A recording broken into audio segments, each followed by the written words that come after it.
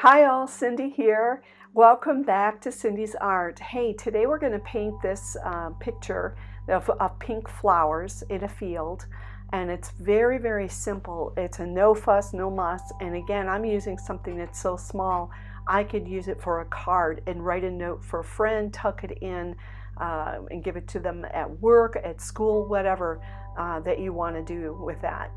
So I'm using a wet on wet technique. Wet on wet means the paper was already wet before I put the paint on, and then give time to let the water soak into the paper. And it'll stay wet for a few minutes while you're working with it. You don't really want your paper to dry out while you're working on it. So wet on wet, I am dabbing color on, and you can watch it, it's going to bleed. Now I want it to spread out, so it's doing that. The other thing that I want is for these flowers to look very soft. So the best way that you can create a soft look for flowers that are in a field and they're back, they're not in your vision, you can't see them clearly, you want to use a wet on wet technique like this. Practice it, because if you have too much water, that paint will spread too far. And then if it's not wet enough, then it's going to start to look like what it looks like on the next section that we paint, which will, it's not going to spread at all. It's hardly going to do that because we want detail. So right now we want it to spread. This is sap green that I'm using in that field, straight sap green. I don't mind using straight colors to start off. I can add midtones and my darks later. But when I first start off, I like to add in those bright colors. But remember, the rest of this is going to be a soft picture. So, by the way, my paper is drying enough where I could put a blade of grass in and it's not spreading all over like those pink flowers did.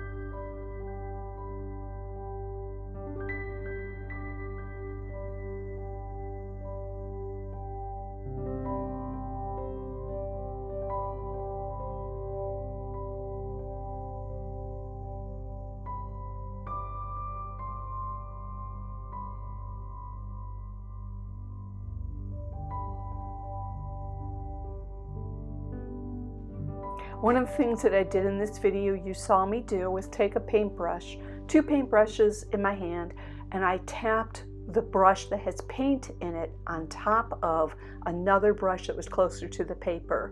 I like creating dots. This creates splatters, and in order to keep me focusing on being looser when I paint and not trying to paint a photograph, splashing or splattering really can help you do that. And it actually helps me see where to put the little tiny flower seed heads on this type of grass and this type of flower in the field.